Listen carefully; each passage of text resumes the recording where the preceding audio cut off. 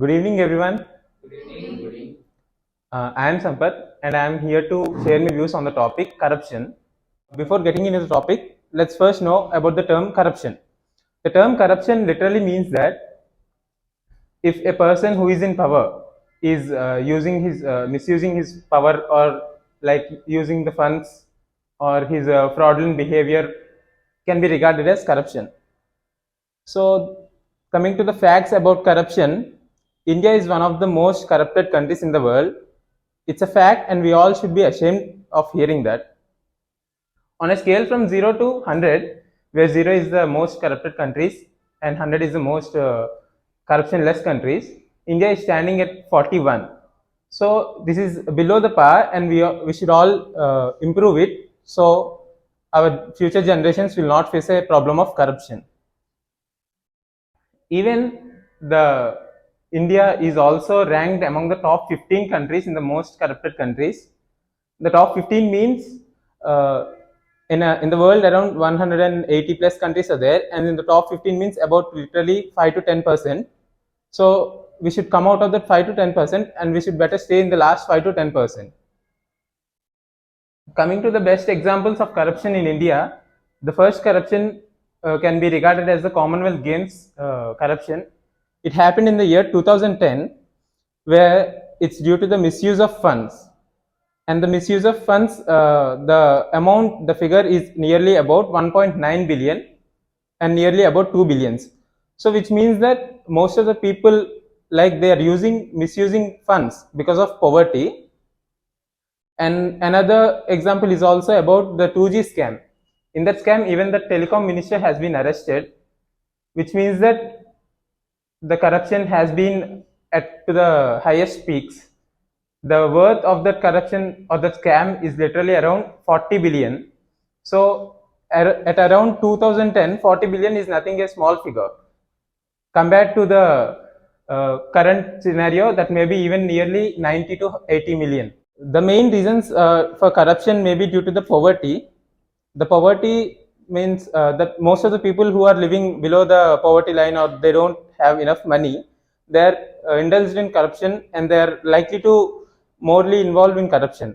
They are involving because they don't have money, and they need some other money source or something like that for running their families and to taking up their desires.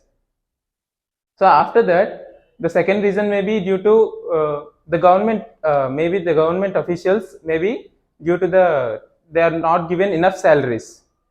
The salaries that they are given are too less, and they are not given other beneficiaries also.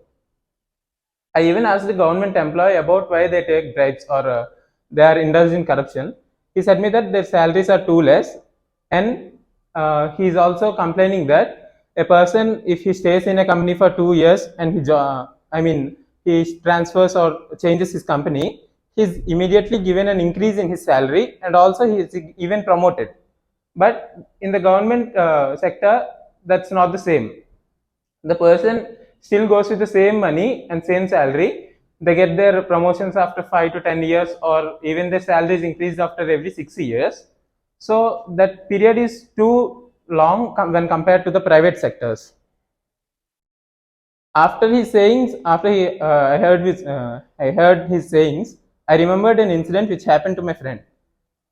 He's a very good student, and he's a rank holder, and he used to top the class most of the time. After his 10th, he attended an 12th class admission test. He even scored good marks. I think he scored about 32nd rank, but he was denied admission because his father is a government employee.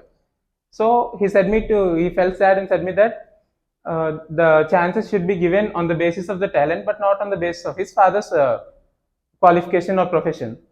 The second outcome of it may be regarded as worthy people are not given chances. If worthy people are given chances, they understand the pain and they will try to resolve the people's problem.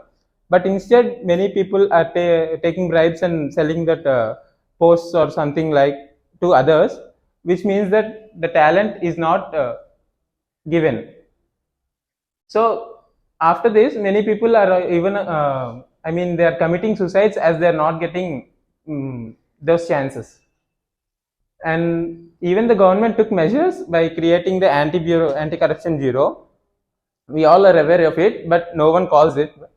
And the government even passed an act, that anti-corruption act, in 1988, I think so.